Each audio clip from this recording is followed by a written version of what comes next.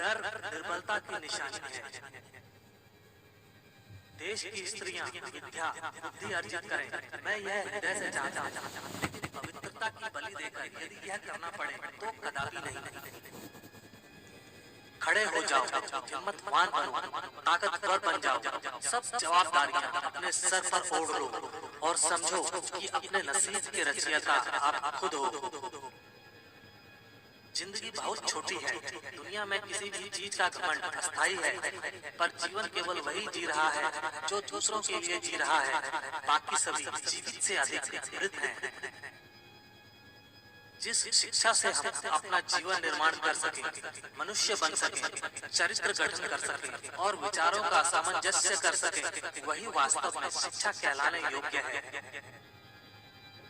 भय और अधूरी इच्छाएं ही समस्त दुखों का मूल है।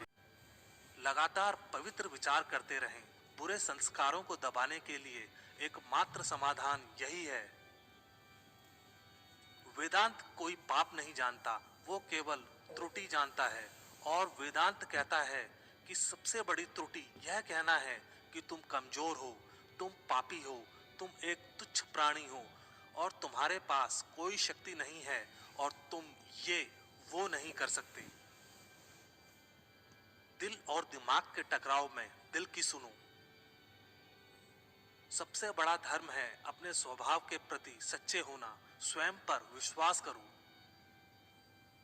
जो अग्नि हमें गर्मी देती है, हमें नष्ट भी कर सकती है, यह अग्नि का दोष नहीं है।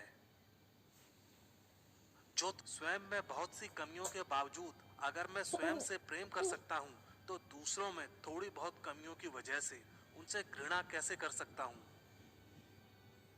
खुद को कमजोर समझना सबसे बड़ा पाप है।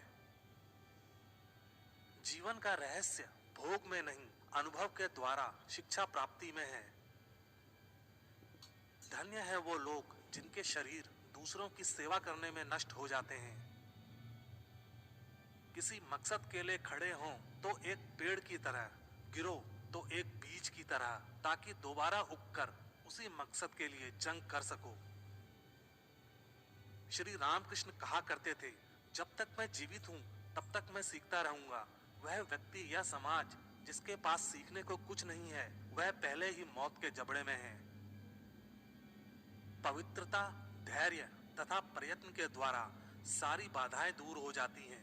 इसमें कोई संदेह नहीं कि महान कार्य सभी धीरे धीरे होते हैं। हम जो बोते हैं वो काटते हैं। हम स्वयं अपने भाग्य के विधाता हैं। हवा बह रही है, वो जहाज जिनके पाल खुले हैं इससे टकराते हैं और अपनी दिशा में आगे बढ़ते हैं, पर जिनके पाल बंधे हैं हवा को नहीं पकड़ पाते। क्या यह हवा की गलती है? हम खुद अपना भाग्य बनाते हैं। विश्व में अधिकांश लोग इसलिए असफल हो जाते हैं क्योंकि उनमें समय पर साहस का संचार नहीं हो पाता। वो भयभीत हो उठते हैं। शक्ति जीवन है, निर्बलता मृत्यु है, विस्तार जीवन है, संकुचन मृत्यु है, प्रेम जीवन है, द्वेष मृत्यु है।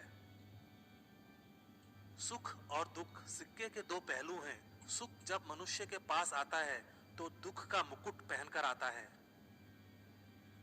सच्ची सफलता और आनंद का सबसे बड़ा रहस्य यह है, वह पुरुष या स्त्री जो बदले में कुछ नहीं मांगता, पूर्ण रूप से निस्वार्थ व्यक्ति सबसे सफल है।